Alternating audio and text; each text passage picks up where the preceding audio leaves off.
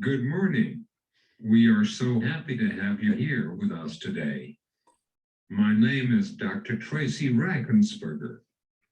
I am a public service faculty member at the Institute on Human Development and Disability, University of Georgia. I'm involved in many employment-related projects at the Institute on Human Development and Disability. One of these projects is this project called Supporting Coalition Building to Phase Out 14C.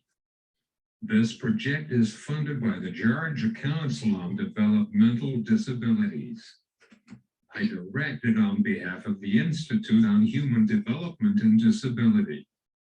The purpose of the project is to see an advocacy coalition develop that is meaningfully engaged in organizing at the grassroots and state levels to advocate for needed regulatory, legislative, and policy changes to ensure the phased ending of 14C in Georgia.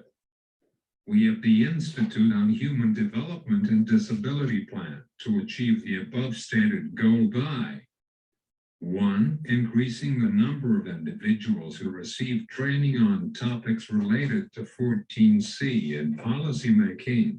2. Creating a coalition.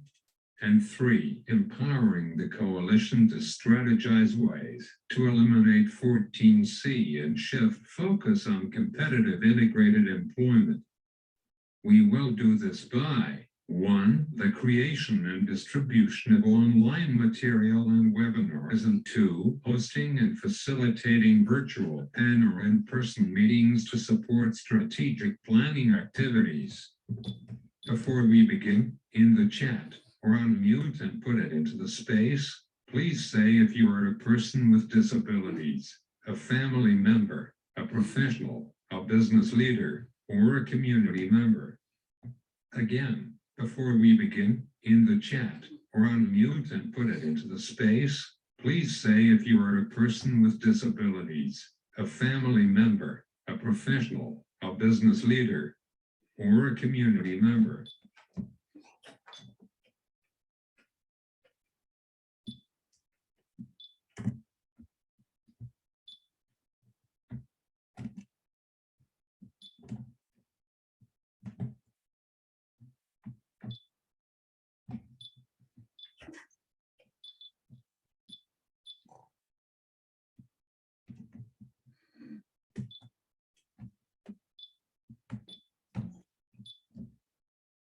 Today, Stacey Ramirez, founding partner of Crimminz and Associates, will discuss advocating for state policy changes through coalition building and community organizing.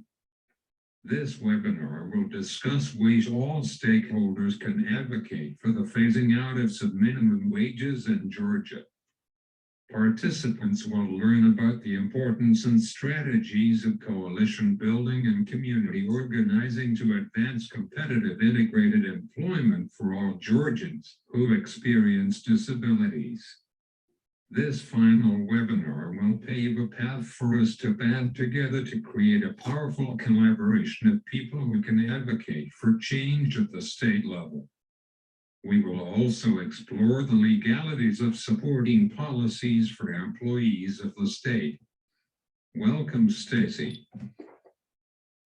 Welcome. Thank you. Thank you very much. Making sure the subtitles are on with my dear friend Julie in the room. Hi all. I see many familiar faces. So Dr. Rackensberger, do you want me to just start right in? Yes. Oh, good. Yes, Julie, I see we have captioning. I am going to share screen. And I will let folks know that even years after being on Zoom, PowerPoint and Zoom is not my friend. So if there are boxes that pop up, some of my issues that we will talk about building community and community organizing, supporting each other. If there are boxes that pop up, just shout out this presentation is very much meant to be a conversation, not what I call sage on stage, where I'm just shouting at you. So let's support each other, if you will. So thank you, Dr. Rackensberger, for asking me to be part of this conversation. And as it builds, I'll let you know a little bit about why she might have asked me, of all people, to be part of this. And I was sharing with Dr. Rackensberger and Doug Crandall that I do a good many presentations, but this one I am especially excited about because there are next steps. This isn't just a presentation. This is a presentation with an invitation for many, many more conversations to invite you to be part of action, true action. So there's more on this front page that I would normally have, because there's so many thank yous. Institute on Human Development and Disabilities to host this ending subminimum wage in Georgia, this four-part series. I am the bringing up the home stretch of the four-part. This is advocating for state policy changes through coalition building and community organizing. We do want to appreciate the Georgia Council on Developmental Disabilities for funding this, supporting the coalition building. Let's see if we can. There we go. So a little bit about me. A lot of folks know that I love person-centered planning. I think in pictures is why I think I'm so attracted to person-centered planning. So instead of bullet points, I give you some photos. I am the other partner of Crimminz and Associates. The Z on that Crimminz is me with the Stacey Ramirez. My co-partner is Dan Crimminz, the one doing cheers on his birthday in Ireland. No, I mean, we were in Paris on this one. So that is my partner in crime, partner in good trouble, and partner in life.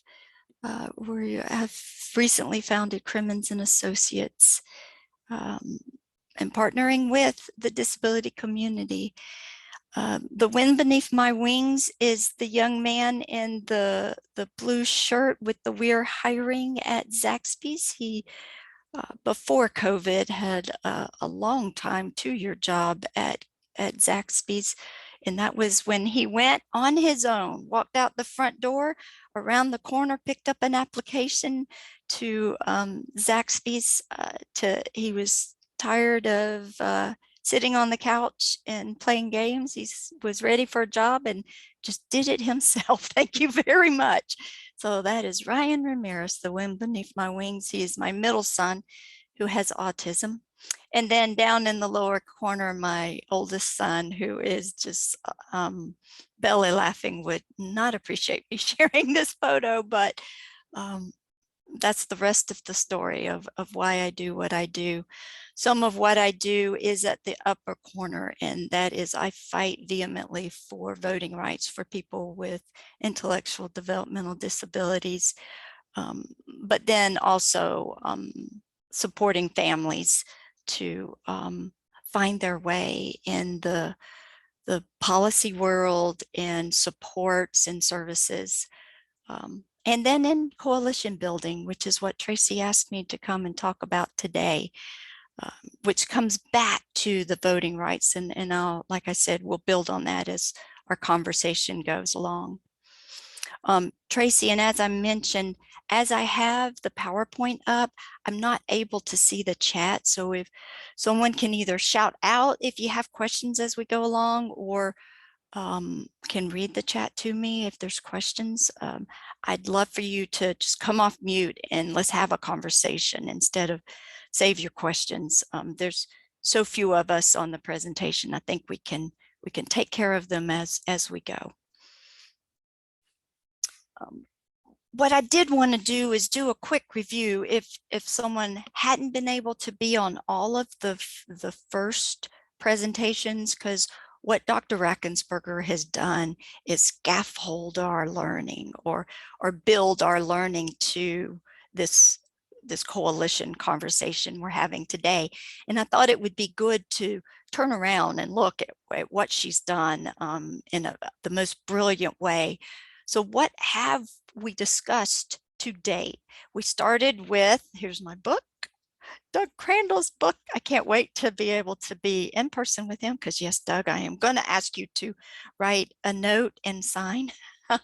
So we started with Doug Crandall talking about his book, 22 cents an hour. Then we, Julie, who's on the call with us today, Julie and Cherie Mitchell talked about reviewing subminimum wages in Georgia. And then our last conversation before this one was with Artie Chagall, a brilliant woman in the area of entrepreneurship, challenging the arguments for continuing subminimum wages in Georgia. And I asked Dr. Rackensperger, who was able to do this with these brilliant people on the line on these webinars, could she give us a summary? And she did. So Dr. Rackensperger gave us 2 bullet points just to review very quickly. What Doug summarized for us was subminimum wages for people with disabilities had led to severe abuses of their labor and human rights. There is support at the federal level to eliminate a 14C. Next, we learned from Julie and Cherie that in the early 1900s, subminimum wages was actually a progressive movement. that was a good thing back then, but times have changed. It's time for a change. Fewer Georgians with disabilities receive subminimum wages in 2022. However, there's still a significant amount of Georgians with disabilities that are still receiving those subminimum wages. And then Artie talked about that there's still many myths that exist, and those preaching to the choir here because I'm seeing the names on this call. There's still many myths that exist about the abilities for people with disabilities to stay safe. I hear that often as a parent of a son with disabilities. Aren't you worried about his safety? For people with disabilities to participate in competitive employment, and that safety being on many different realms. And then families have legitimate concerns about the ability of needing supports and services to move forward in competitive wages. And my mentor above mentors, Dottie Adams, has taught me and many of us we can't ignore those. We can't ignore families' concerns and just step over that and go forward. And that's some of the things that we will talk about today. So what now? On the screen, as we always consider accessibility on the screen, is an image of a young woman with their hair up and a hand forward saying, obviously saying, so what now? And that's what we'll talk about. Our next steps with what we've learned. Now, what can we do? One of the things that Tracy and I talked about before this presentation is some of my lessons learned on community organizing. And I learned those lessons. Some of those lessons were lessons of hard knocks. And I would say those are kind of some of the lessons best learned are those of the hard lessons learned in community organizing. And the first one that I put in bold is accessibility is not an option, especially in the area of disability. I support a disability organization called Rev Up. Rev Up, just briefly, stands for, it's an acronym, Register, Educate, Vote. Up is use your power, and it supports people with disabilities to use your power to vote, get to the polls.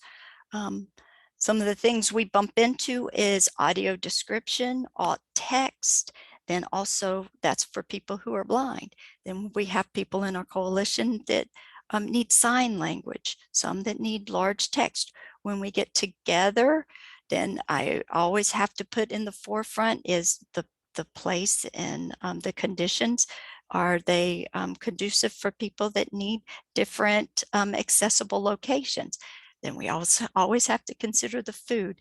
These are things that I know that are in the forefront, but that alt text and the audio description I'm seeing is not always in the forefront of organizers' thoughts when we're putting something on our screens. I think we all know in this arena, it's not what, but who you know. It's not always the person with the big title that we want to go after. It's to find that person with the passion. And I share that because of this next bullet. And that's the other thing that I've learned in this realm of working in rural Georgia, which is what I hope that we're able to do and touch on with our work group, our next work with this ending subminimum wage. And that's the social media and mass emails don't always hit the target. It hits some of our targets, but in doing my rural Georgia voter outreach, those strategies have not been helpful, not even a little bit. It's all about touching, again, that person with the passion who is the trusted leader in those communities is where, as the community organizer that's just helping that person with the passion in those communities, all I'm doing is feeding information. I am supporting that person at this point with information to go and show up at their coffee shops, at their churches. I use that word intentionally because in most of these cases, it is a church that they're showing up to. And then I've also learned in conferences, most of my true change, community change has happened, unfortunately, in the hallways. I wish we could had time to have more conversations, and we will when Tracy, our Dr. Rackensberger, shares with the next steps. We'll have time for these kind of conversations, but it's those one-on-one conversations in the hallways of conferences where real change is made, not so much always in the classrooms of those conferences, but certainly those one-on-one conversations on the front porches with, again, I'm reflecting on where the real change has been made in rural Georgia of moving community activity forward is when the trusted community organizer has gone into their community, sat on the front porch with the elder of that community, shared with them what they're trying to do, and it's that elder who has influenced the community. So going back to my bullet, social media, mass emails isn't what did it. It's those one-on-one communications with the person of the passion that went in and was willing to take the time. I hope that made a little bit of sense. And what I'm trying to express to you is something that Sally Carter shared with me many, many years ago when I worked at DBHDD under Steve Hall. And it's not rocket science, but it does take a lot of intentional energy, sustained intentional energy to move forward. And that's what I'm hoping that we are willing to do in these conversations to go forward. So let's keep going. So it takes a village, or in this case, a community. And that's where I'm hoping to bring lessons learned from hard knocks, the good lessons learned, to these communications. It's nothing about us without us. First and foremost, it has to be the people with disabilities have to be in the front of the room. And that's the other thing that I absolutely love in working with the coalition that I'm a co-chair of. I sit in the back of the room and do more the administration and facilitation of conversations where people in the front of the room are the people with the disabilities leading these conversations. And I am truly a supporter. I love that position. We definitely will need the families and their allies, educators of all levels. When I say all levels, I worked at a university level and I learned the importance of those researchers of Dr. Rackensperger and her brilliance to be in the room. But we also realize that it is those conversations of early childhood that the educators of the babies need to know the trajectory of our babies when we have those conversations of potentials of my niece with Down syndrome who just turned 1 year old this month, 1 year old. She has the pure potential to rule the world someday. She's already a rock star in everybody's of our family, nuclear families thoughts. So let's expand that rock star image as she grows. So that's why I'm saying educators at all levels. Business owners, we have to be talking on both sides of that table.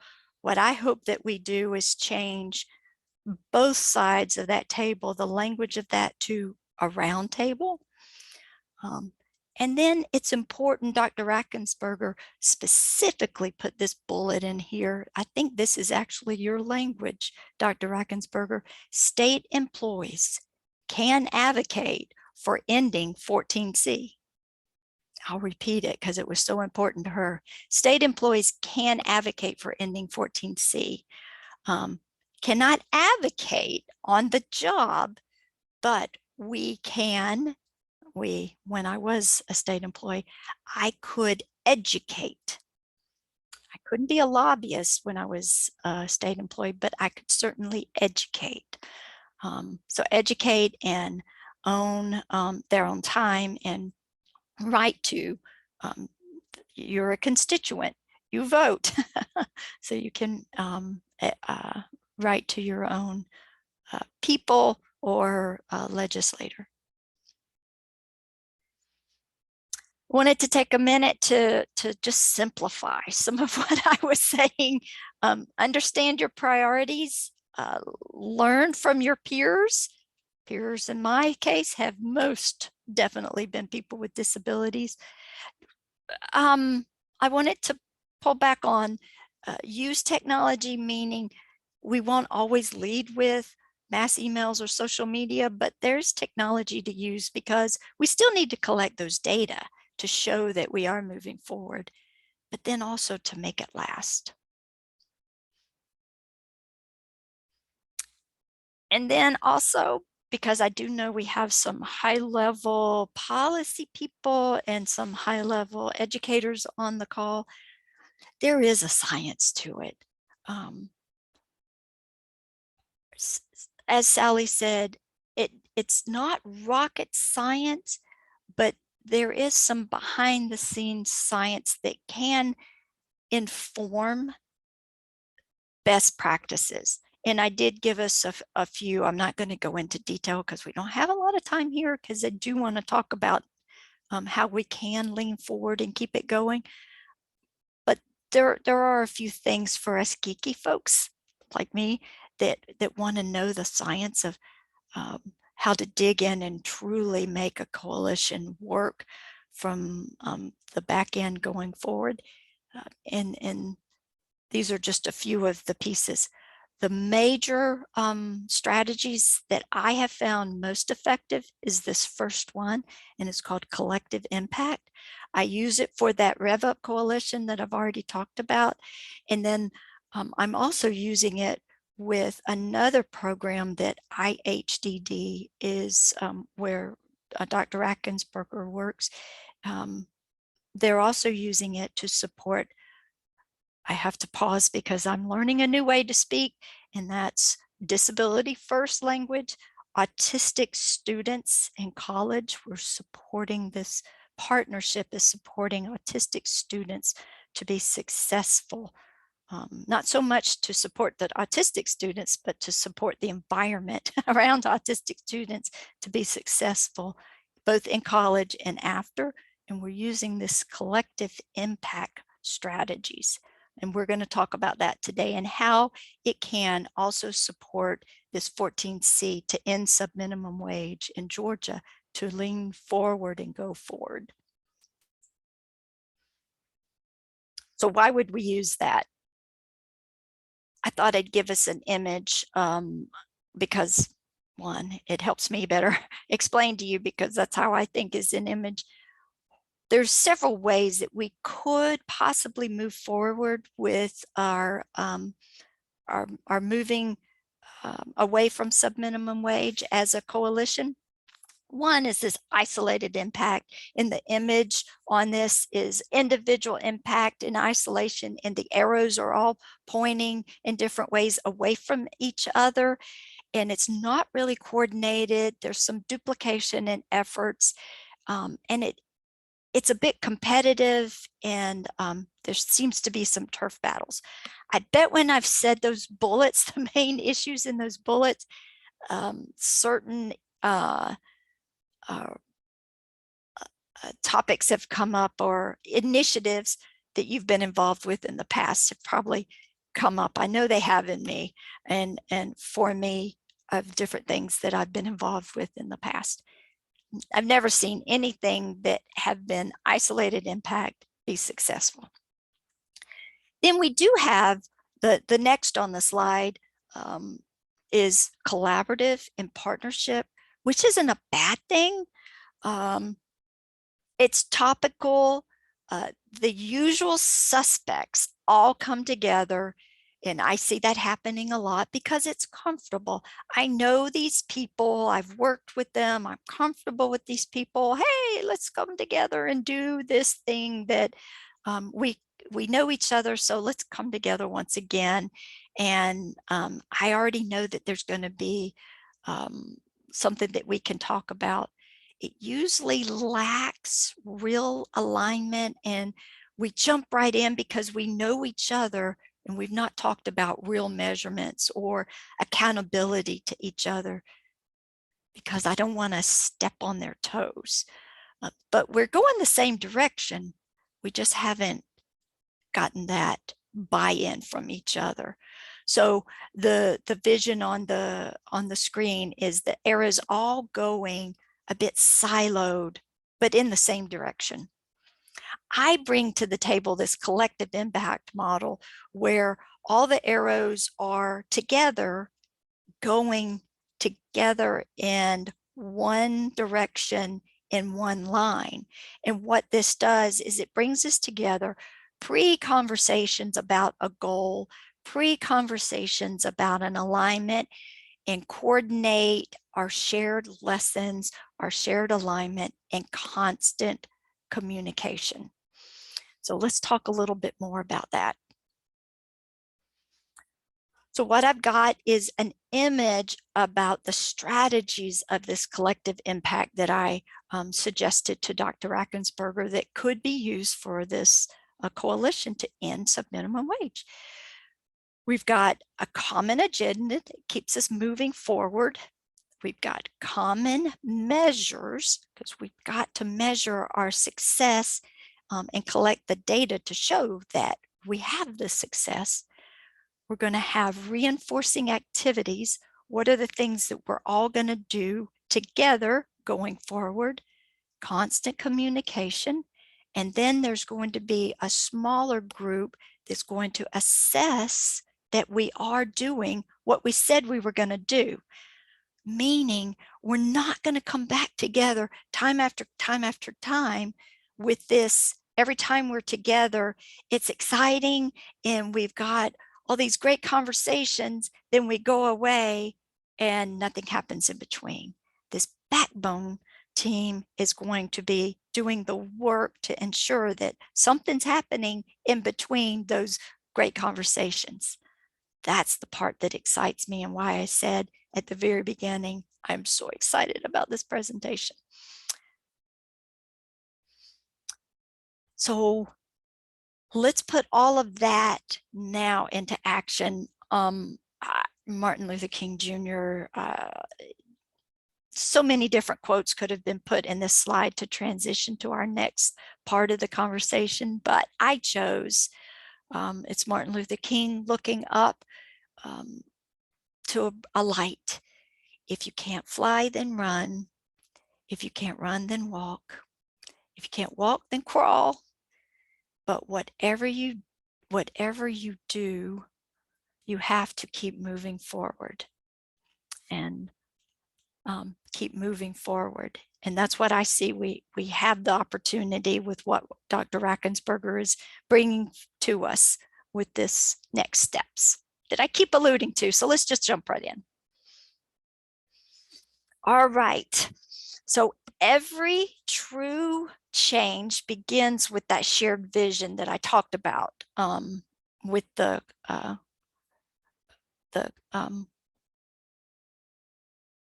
well, let's just jump right into it. The shared vision. So what we want to do is, I need to see if I'm going to stop because I can't see everybody. I'm going to stop sharing. I want to break us out into Zooms and have us talk about, have me stop talking for a minute and have us talk about, keep this on your minds. What do you want for people with disabilities and their families as we start to phase out subminimum wage? But I would say I'm old enough to know that it's important to know and think about what we don't want also. So as we start to phase out subminimum wage, what do you want on a regional level and a statewide level, but also what do we don't want? So I'm going to stop sharing. I'll be the scribe. Okay. If you want, Joe, why do I know your face and I don't know? I don't know you yet. We have some mutual friends and Okay. on Facebook. Oh, okay. So there's a few people. One of them's on here, and I'm sitting here going, Philip Woody. Oh, wow. Oh, Okay. Enough said. Yeah. Okay. I kind of know him a little bit. I know him from family from church. Good. Okay. Joe, do you know Julie? I think I have been in another meeting with her, but not personally. Okay. All right. But I think I have been in another meeting. I think you've talked at one of them before. Well, I'm sure. Or she did. I think she presented one time. Seems like. Yeah. So I know we just have a little bit of time. So what I'd love to get is your vision for what you would want for people with disabilities as we phase out subminimum wage.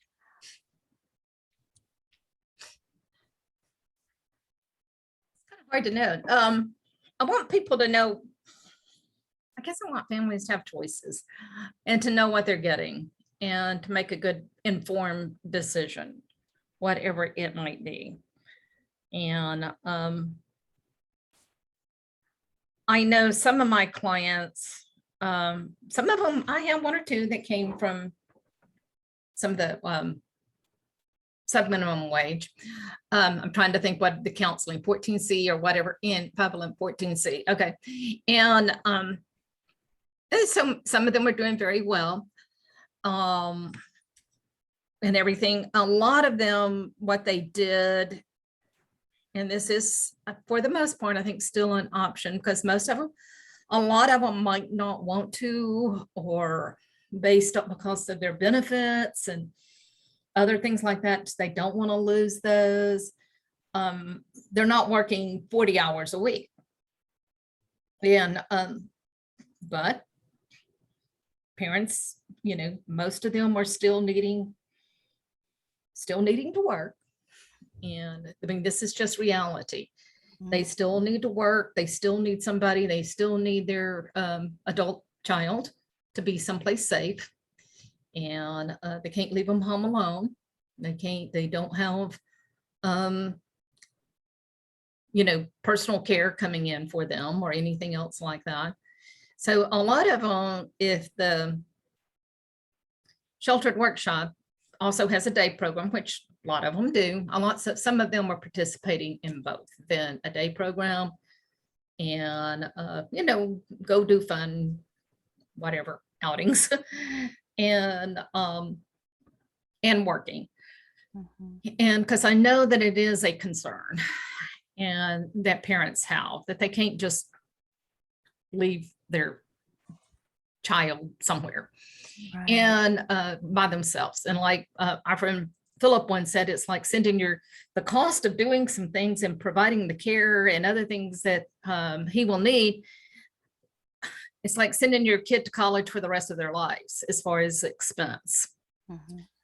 I'm gonna ask you to hold that thought just for a minute and then ask Julie to share, and then we'll come back. Okay, yeah, That's okay. fine. Yes. Thank you. Julie. Okay. I'd love to hear your vision. I only have a Yeah, because we only have a few minutes. one notepad. No, I just know Julie's vision is big. Well, and what Joe is talking about is all the same things that I hear too. I mean, I hear all of that.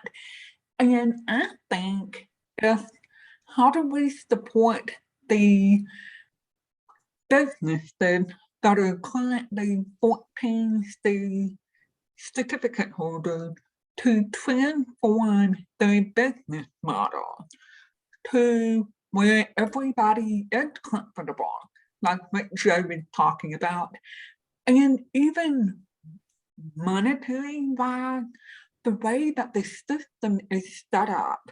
I know that at one of the 14C providers, there's a person who is making minimum wage 3 days a week at a job part-time. He wants to get a second job to work on Tuesdays and Thursdays. But the way that they've got their budget or their financial system set up is the Monday, Wednesday, Friday job is called supported employment. So what he would do on Tuesday and Thursday would be called pre-vocational. And you cannot have both of those at the same time.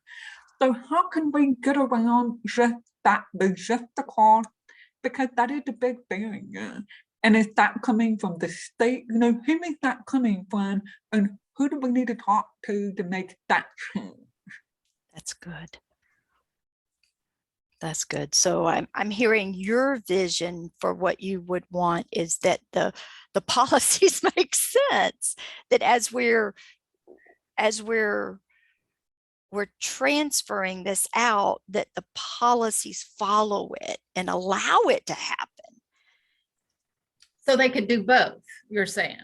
Right. If they are in a sheltered workshop, whether they're earning minimum wage or not, at that workshop, they can still get a job out in the community. Mm-hmm. Right. Okay. Because the 14C, oops, I just hit something on my screen.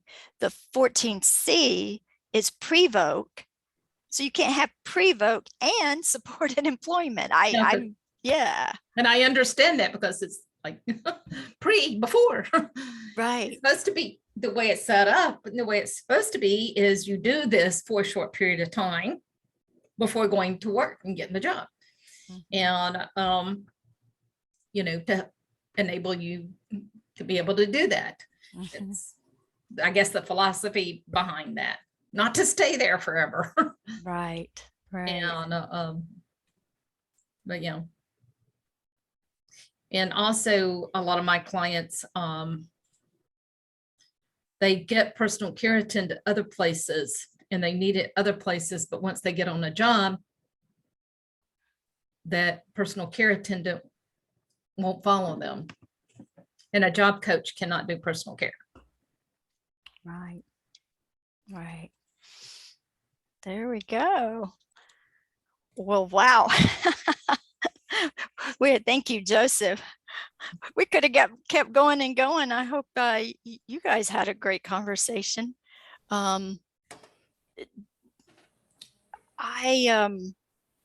Joseph, do you want to, I know you had different rooms. Room 1 became the main room.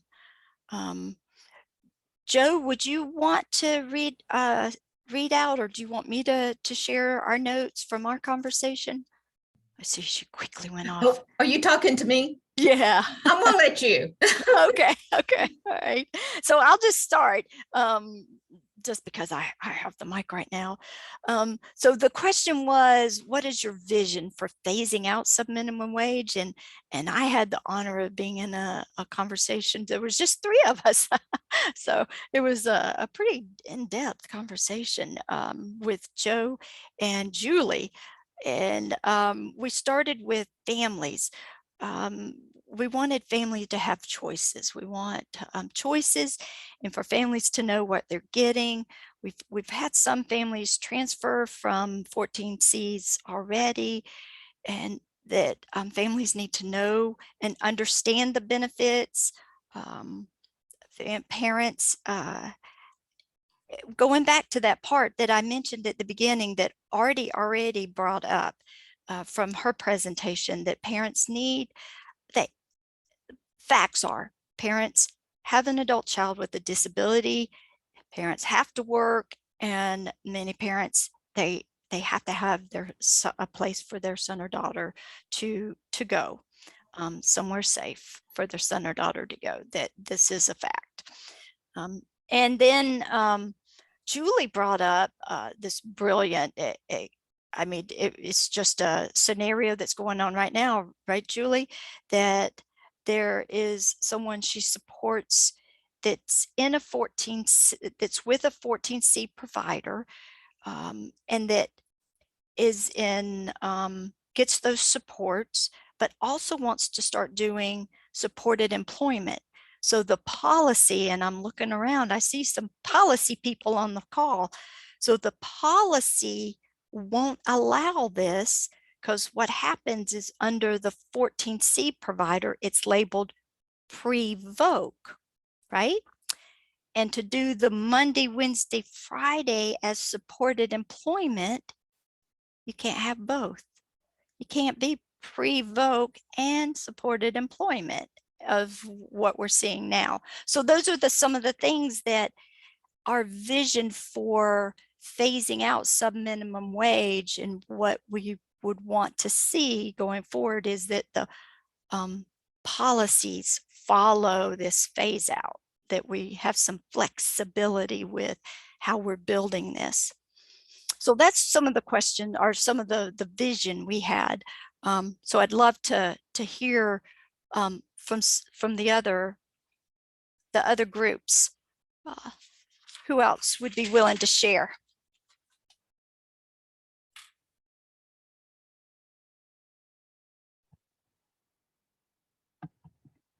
Hi, this is Anna. So Amy and I were talking, and we had another individual in our group, and we were chattering so much that, bless her heart, we didn't even give her an opportunity to get a word in edgewise.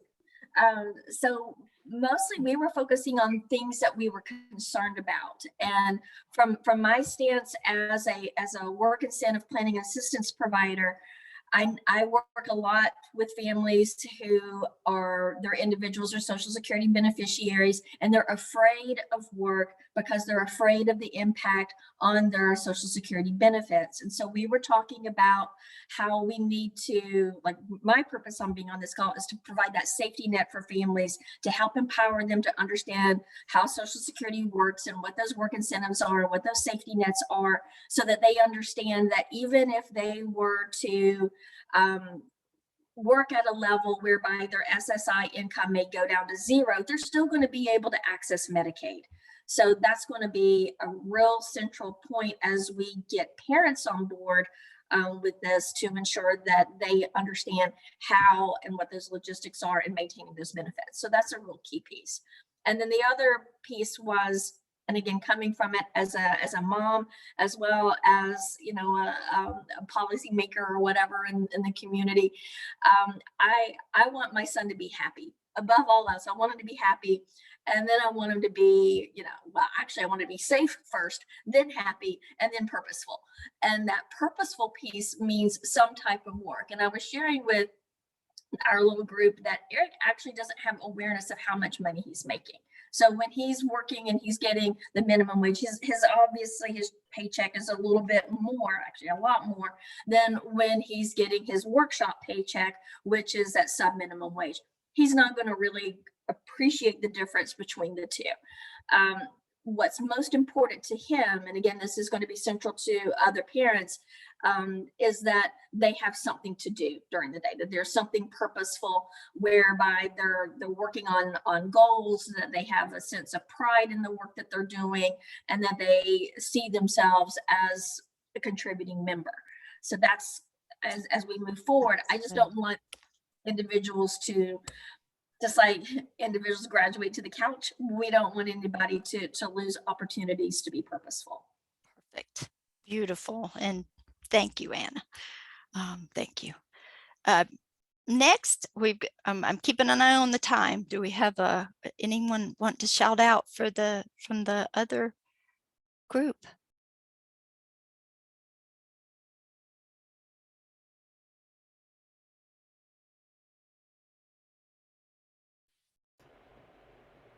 I guess I'll talk since the other Christine and Sharon aren't stepping forward. Well, I just saw I'll let you Christine. know, I did. Yeah. Christine, did you want to go? I'll go and go ahead. Okay. I'll go. And I may have a little delay. That's one of the reasons my internet is being funny this morning. So one of the things that we talked about once again is that support employment doesn't happen in a vacuum, that it does need all the supports around it, and that the supports need to be flexible and remember who they're working for. You know, because a lot of times, you know, like I say, coming at it, you know, for those of you that don't know, I'm the current support employment manager for DBHDD, so I have to be careful what I say. But there's policies, like you said, that don't line up, make sense. There's funding caps that don't line up and make sense. And I can truly say, I used to think from when I was on the provider side of things that this was like intentional muckery. It is not. It is, they don't know. I mean, honestly, there's just, they don't understand the differences between different things. Support coordination, whether it's state level, PLAs, do not understand, never heard of 14C. That is changing. We're going through a series of trainings with them to understand so that they know when they're, you know, trying to assist people and making families and making choices, that they are fully informed of what that means and what the differences are. Because prior, like I said, it's a new term for them. And it's quite shocking that they haven't ever heard of this. So, you know, we're all trying to work together, GVRA, DBHED, to kind of work together to educate everyone involved and, you know, and make sure what policy is good and in place is actually being utilized, so that it is these are person-centered services and provide the supports people need. So Thank you, Christine. Right. My esteemed leader in so many different other realms. Thank you. So again, I'm watching the time. There's a few other things we wanted to discuss, but I am going to share screen. Tracy, I'm going to go right to the heart of the matter as she's typing. I'm going to skip forward if you're good with that. Oops, I put on. see if I can see her again. So what we've got is in the last 2 minutes, I'm just gonna I put in the chat. okay, sorry guys, when I share a screen, it's like chewing gum and walking. More income, more freedom, more opportunities. Yep. Maybe you just named what we yeah, right.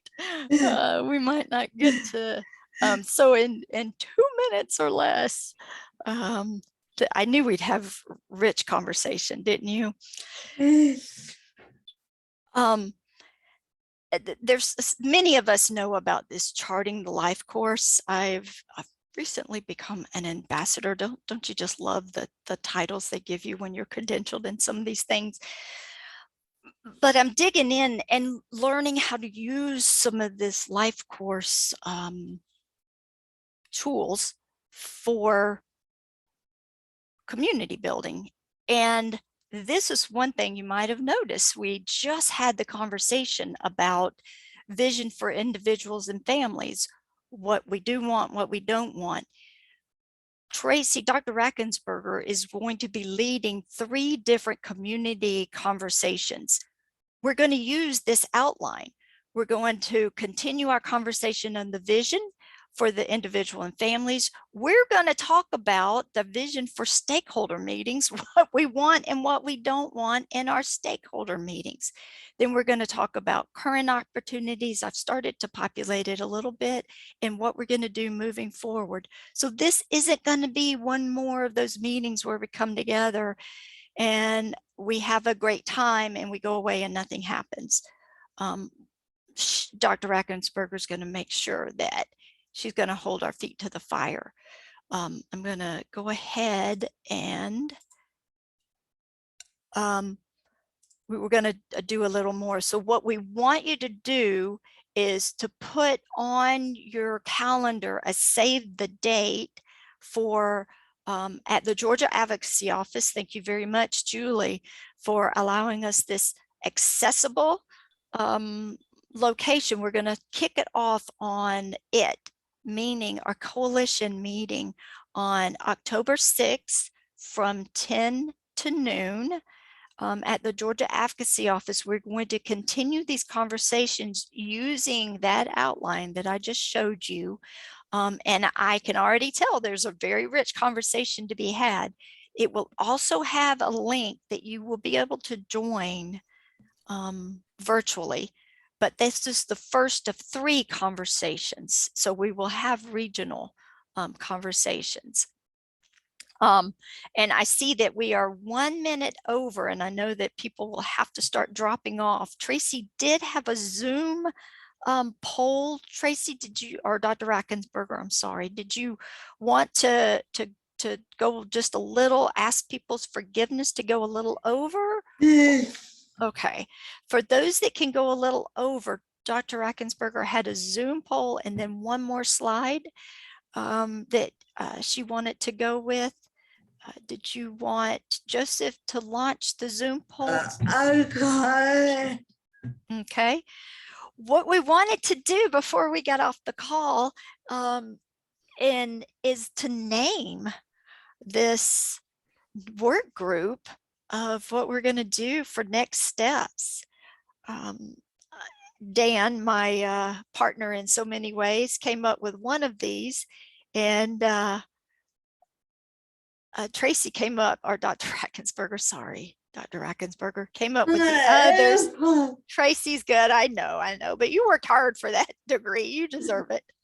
So we wanted to hear from you, of those who could stay on just a minute more, of what you would want to call this kickoff that's going to be in October, for the additional conversations of what we could call our next great steps, because these will be next great steps.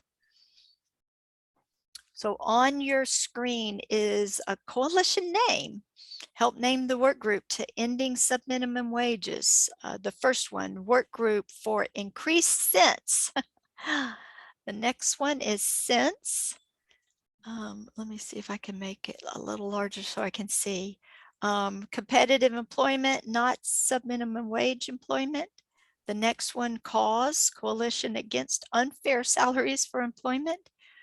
Wages, work group against gross employment salaries, and then other. Please type your suggestions in the chat.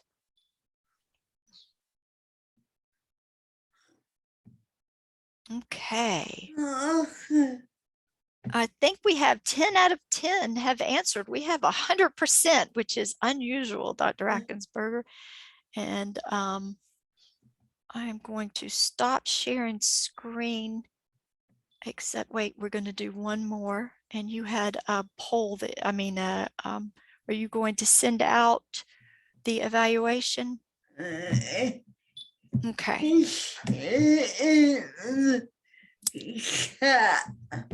Okay.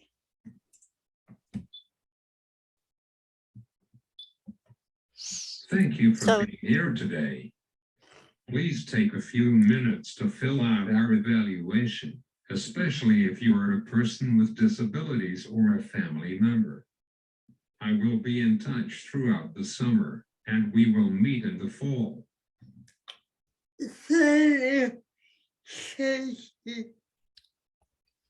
Good. So I will put in the chat again for those that have been able to stay with us. Again, thank you for, we apologize for going 5 minutes over. It's just such an important conversation that the save the date is,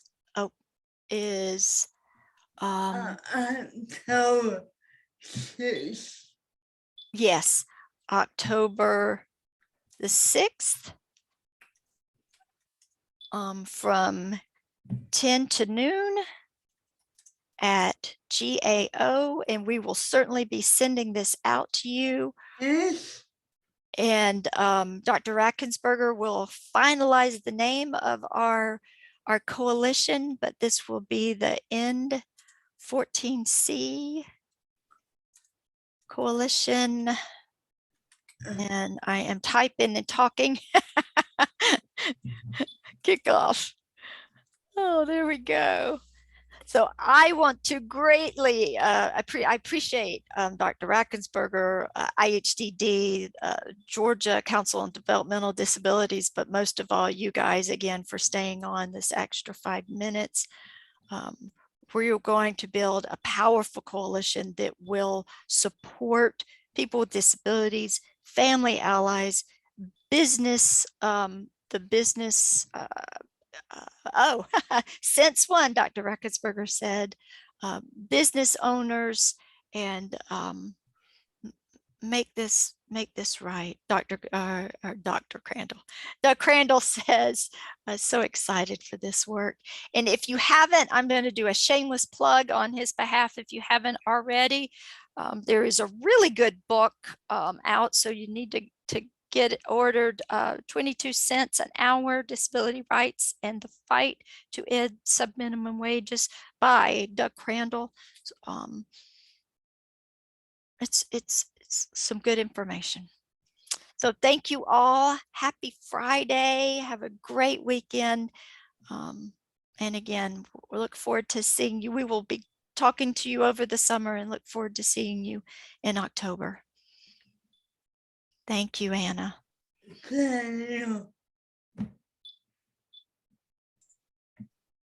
Bye-bye. Bye-bye.